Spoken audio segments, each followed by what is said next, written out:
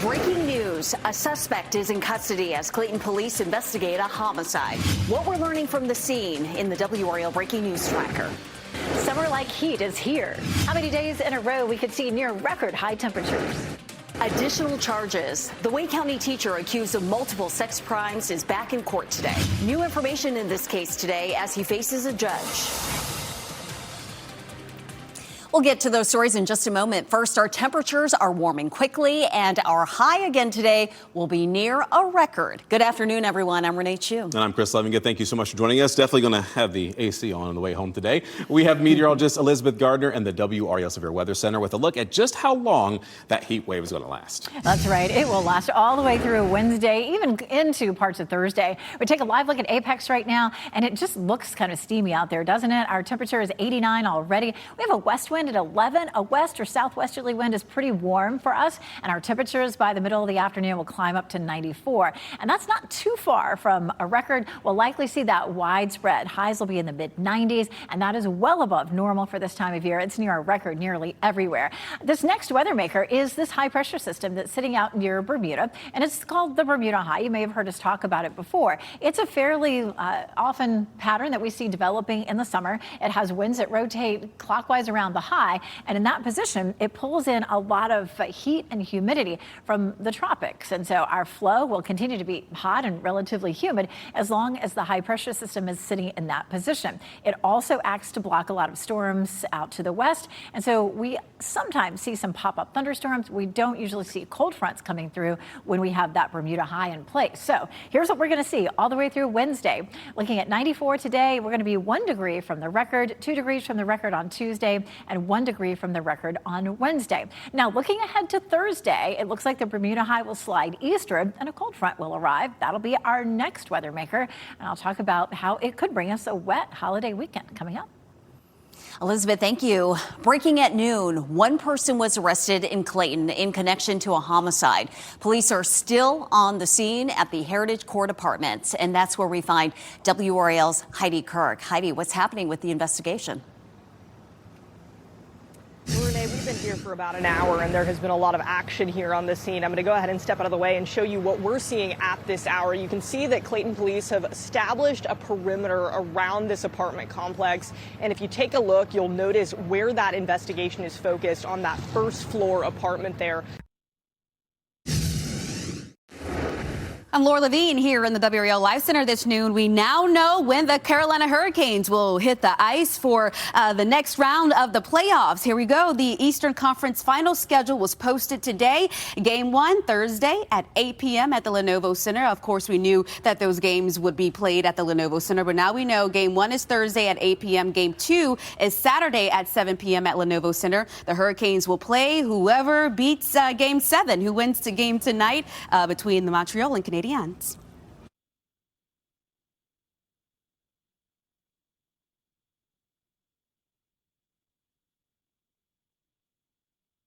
Hit by a deadly hantavirus outbreak has docked at the Dutch port of Rotterdam for disinfection. 25 crew members will now go into quarantine. Those who cannot be immediately repatriated will spend their time in white containers along the water in between a line of windmills. They will be tested weekly for the duration of their quarantine.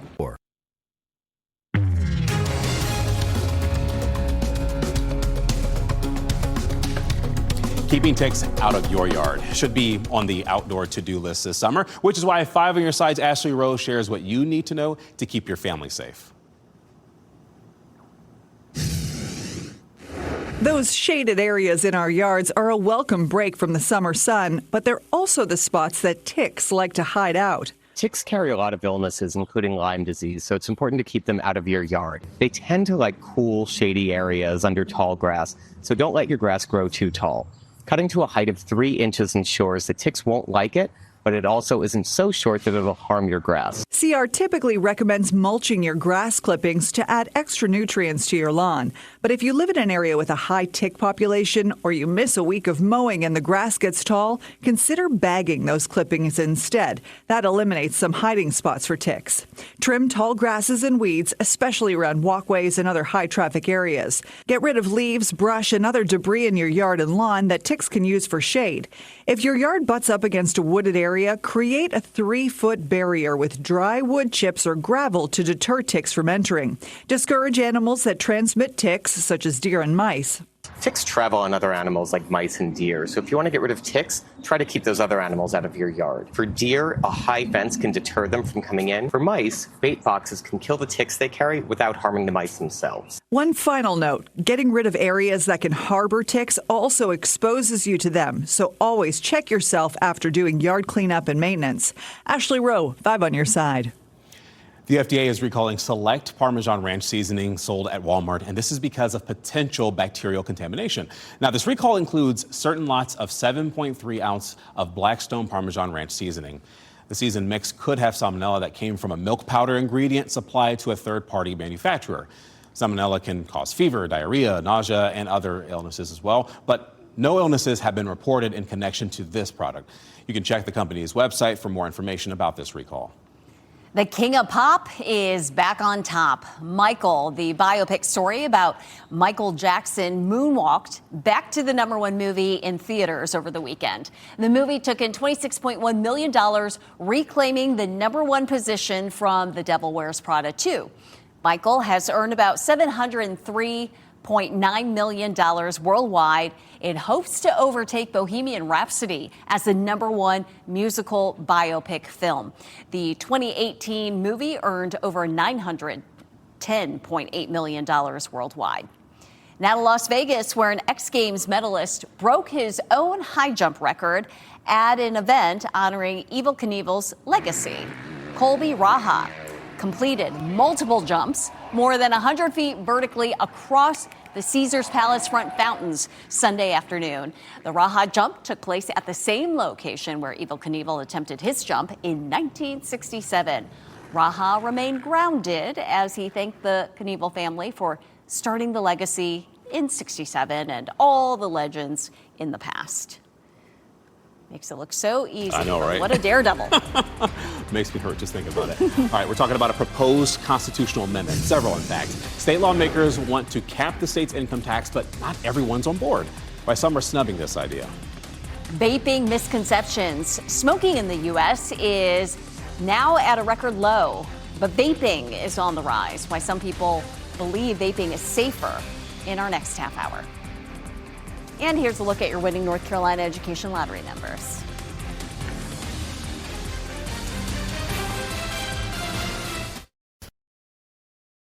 Live from WRAL News Headquarters in Raleigh, your #1 source for local news. WRAL News, coverage you can count on.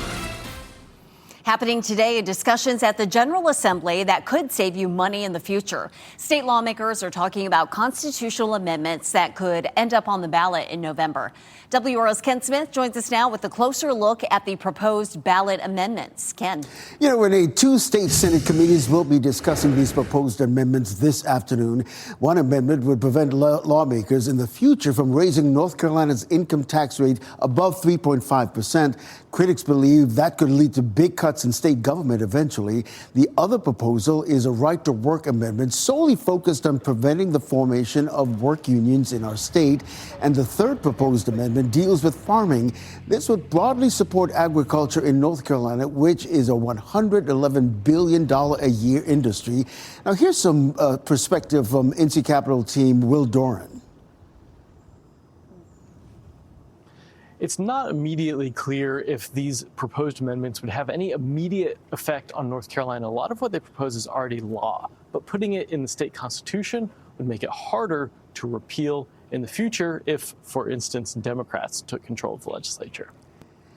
The Senate committee meeting focusing on the farming and unionization amendments is scheduled for 4 o'clock this afternoon. The income tax cap proposed committee meeting is at 6. Now, a constitutional amendment would have to receive a 3/5 majority in both chambers to make it onto the November ballot. Of course, we'll be updating this story in the NC Capital section of WRAL.com and the WRAL News app. Ken, thank you. Happening today in Durham, the city manager will present his budget proposal for the next fiscal year. The city council will hear that proposal at this afternoon's work session before it's made public at tonight's meeting. That meeting starts at 7 tonight at City Hall. A woman was arrested after 4 people, including a 1-year-old, were injured in a crash during a police chase. And that happened late Saturday morning on Highway 1 near Council Way in Southern Pines. Investigators say this woman, 32-year-old Kendra Snipes, took off during a traffic stop in Aberdeen, and now she's facing quite a few charges, including running away from police, reckless driving, driving with her license revoked, and possession of both fentanyl and meth.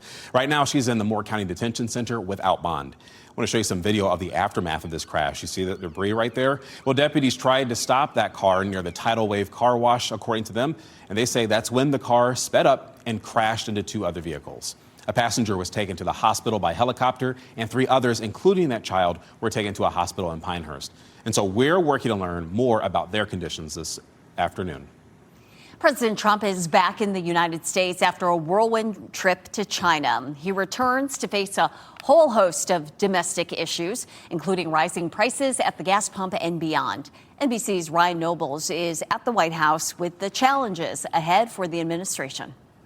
A high-stakes political week for President Trump, with primary elections that could indicate the future of the Republican Party. A key test of Trump's power coming up in Kentucky. And over the weekend, Trump helping to end the career of Louisiana Senator Bill Cassidy, who was one of a handful of GOP senators that voted to convict the then former president in the wake of the January 6th riot. Trump posting, "It's nice to see that his political career is over." Cassidy conceding on Saturday. Sometimes it doesn't turn out the way you want it to, but you don't pout, you don't whine, you don't claim the election was stolen, you don't find a reason why.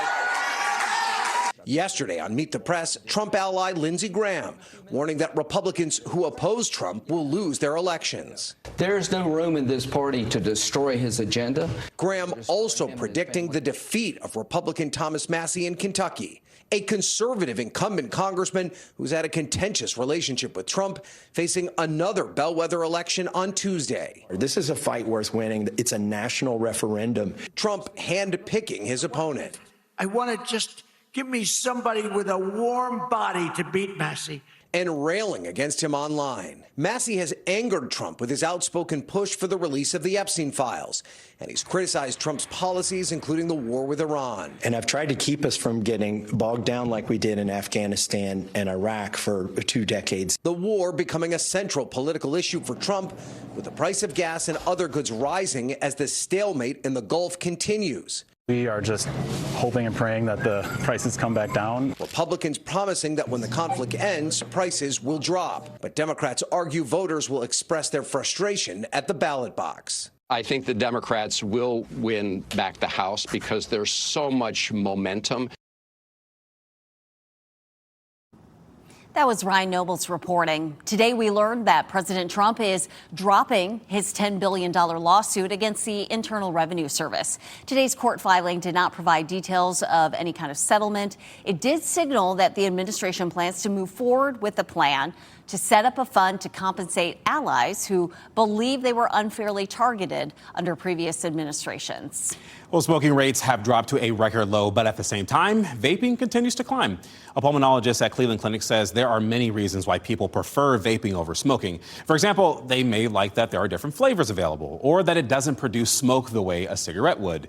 They may also assume that it's somehow safer than smoking, but doctors say, yeah, that's a big misconception. I think that the term safe or safer is used often because it's right that some of the contents, the substances that we know are harmful are lower compared to a regular cigarette. That's true, but it's not harmless, and it's not risk-free. Dr. Choi says vaping can be just as hard to quit, and research shows vaping can be just as harmful to a person's health, affecting their lungs, their heart, and even their brain. I'm Laura Levine here in the Live Center now. We just got an update from Wake County Public Schools about a school in Apex dealing with some HVAC issues on a very hot day. We're talking about Salem Elementary School, again in Apex. They say that our school is currently experiencing an HVAC issue, causing several areas of our building to be warmer than preferred, with temperatures at approximately 80 degrees. We are working closely with Wake County Public School System maintenance to resolve this issue. They're saying that teaching and class today will still resume as normal, and they will monitor the situation. Again, this is Salem Elementary in Apex. I thank you for that update there, Laura. Your time right now is 12:36. No bots allowed. Southwest Airlines says, yeah, leave these little robots at home. Why they're now banned from flights. Monkey business leads to arrests. The stunt 2 Americans are accused of trying to pull off at a zoo in Japan. Oh, and remember, you can always watch WRAL News live on WRAL.com or the WRAL app on your streaming device.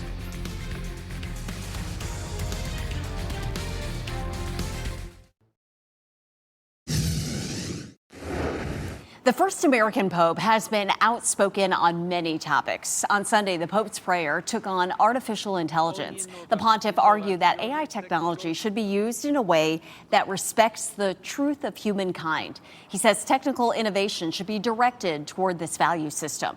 The Pope made those comments as he spoke about a Catholic movement that calls on every person on the planet to address environmental issues. It criticizes consumerism and calls for people to embrace a sustainable way of living. Southwest Airlines is shutting the doors on robot companions for humans on flights. This includes humanoids and robots that imitate an animal. The policy change comes after a recent incident on a flight when a passenger brought a humanoid robot, its own seat on the flight, rather than shipping it as cargo. So Southwest now says all robots have to fit into a carry-on size bag and must comply with existing battery restrictions. And that's how you know we're in the future. Talk about robots on planes. Interesting. Well, a newly discovered asteroid will make a close flyby of Earth tonight. Astronomers in Arizona discovered this asteroid May 10th. It's believed to be roughly the size of 1, maybe 2 school buses. And the close pass is expected to take place just before 6 p.m., about 57,000 miles from Earth. This is about a quarter of the average distance between Earth and the Moon. And despite the close distance, experts say, yeah, that asteroid won't be a danger to Earth. But astronomers are looking ahead to April 2029 when an even larger asteroid will make an even closer flyby of Earth. How about that? Well, Arizona is celebrating its new dark sky park. The National Park Service designated Oregon Pipe Cactus National Monument as an exceptional place to see the night sky. Maybe you'll see the asteroid, who knows? The park plans to host an event in winter 2027 to celebrate that designation, and the International Dark Sky Places program helps to preserve sites that provide clear views of the night sky through responsible lighting and public education. Cape Lookout National Seashore is the only international dark sky park on the entire East Coast. How about that?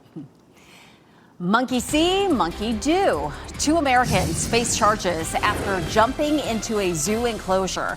How the 2 tried to avoid legal trouble. And he's the official king of the hill, or I guess we could say king of Mount Everest. But he'll have to share the throne. How a pair of Sherpa guides made history less than an hour apart.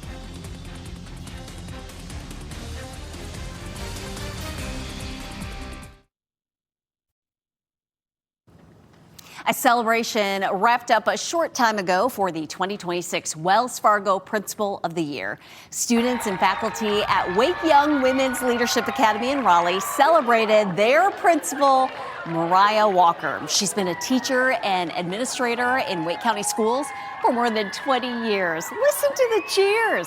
She was greeted by her students with cards and posters, flowers, applauding her achievement. Being a principal is not a one-person job. I do not do this work by myself. I do love all the things that I do, but I am very well aware that it takes a village to make a school, a district, and a community happen. But I think the star of the show is so humble and gracious. As the Wells Fargo Principal of the Year, Walker will travel the state next year, serving as an ambassador for the profession. Two Americans face charges after climbing into a zoo enclosure in Japan. Now, this was no ordinary enclosure. It's the monkey enclosure where a baby macaw named Punch became a global internet sensation. Well, video shows a person in costume scaling the fence while the other taped him dropping into a dry moat that was surrounding the monkeys. The men did not come close to the animals and were quickly apprehended by zoo officials, but the duo did not have an ID with them and initially tried to lie to the police about their names. But officers identified one as a student at the University of Tokyo and the other as a singer. Today marks 46 years since the deadly eruption of Mount St. Helens in Washington state. For weeks, the volcano had been grumbling. Earthquakes shook nearby communities. No one knew what was coming. When Mount St. Helens erupted on May 18, 1980, temperatures within the blast reached as high as 570 degrees Fahrenheit, which melted snow and ice on the volcano, forming flash floods of water and rock debris that swept down river valleys. 57 people, campers, researchers, and residents died in that. We are quickly approaching the official start of the hurricane season, and the WRAL Severe Weather Team wants to keep you prepared. One factor that could impact the number of storms, and if they impact the East Coast this season, could be the formation of a super El Nino. You can see the full forecast from the WRAL Severe Weather Team for the upcoming hurricane season tonight on WRAL News at 6. One of those people crunching the numbers was Elizabeth Gardner there for that outlook. And Elizabeth, I remember last season we were very fortunate. Not any hurricanes coming our way. Yeah. And it may be a little bit of a less active season. We're going to talk a little bit more about why that could be. But, you know, even if it's a less active season, it only takes one hurricane that makes landfall in North Carolina or near North Carolina, you know, to cause us a lot of trouble. And we've been pretty lucky lately. We did have Chantal. Over toward Chapel Hill. And those storms can be just as damaging, a lot the of tropical flooding. storms. Yeah, absolutely. So right now we're looking at nice quiet conditions as we take a look down Fayetteville Street here from our Jimmy V camera. A little breezy out there. We have a west wind at 11 miles per hour. Temperature almost 90 right now, so not feeling terribly comfortable as you're heading out. And our high this afternoon in Raleigh, 94, 95 in Fayetteville, and we'll be very close to record highs, only 1 degree from the record here in Raleigh and in Fayetteville. Here's a look at the next weather maker. Once our high pressure system slides out, this cold front will slide eastward. There's definitely been a lot of severe thunderstorm warnings, a lot of tornado warnings along this. There were definitely some tornadoes across parts of the Midwest and the plains yesterday and out ahead of the line. We're definitely seeing that now across parts of Illinois and moving into Indiana. So it has a history of producing severe storms. We were looking at a level 3 and 4 risk for severe storms across the Midwest today. Tomorrow, it's level 2 risk, but all the way from almost Maine to Texas, a pretty long swath. And then Wednesday, as the front continues to push eastward, it definitely weakens. And there's just a couple of spots where it's a level 1 risk, but it's not for our area, which is fortunate. Now, it doesn't mean that we won't see any thunderstorms. At this point, we're not expecting anything severe. The front moves eastward and stalls in our vicinity starting on Thursday. And we still have a lot of moisture that will come up into the front, and it will be mostly driven by afternoon heating. So it'll be mainly be afternoon and evening thunderstorms, and not promising that there won't be any rain in the morning, and we'll be watching out for that. So here's Thursday at 6 p.m. and you can see those scattered thunderstorms. Friday's the one day where we may end up seeing a little bit more widespread rain during the day. There's 5:30. And then Saturday, it's possible that it would be just some afternoon and evening thunderstorms. I'm taking a look at Sunday. There's 8:30 in the morning and potentially maybe a better chance later on in the evening.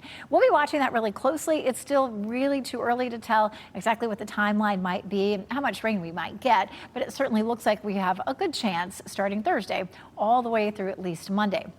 This version of our rainfall estimates is 1/2 inch to 1.25 inches. But, you know, the models are a little bit all over the place with that. Hopefully we'll see a good soaking in most places. It would be really nice to get 1 inch, especially since it's going to be during the holiday weekend. And, you know, it may affect your plans, unfortunately. Once we get past Wednesday, our temperatures are closer to normal. Our normal high in Raleigh is 83 for this time of year.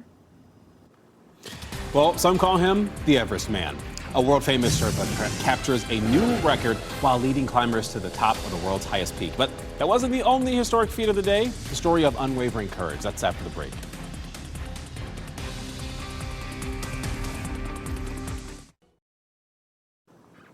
Well, as we wrap things up, here's a look at a few of the headlines that we're following today. A Wake County school teacher will stay in jail without bond.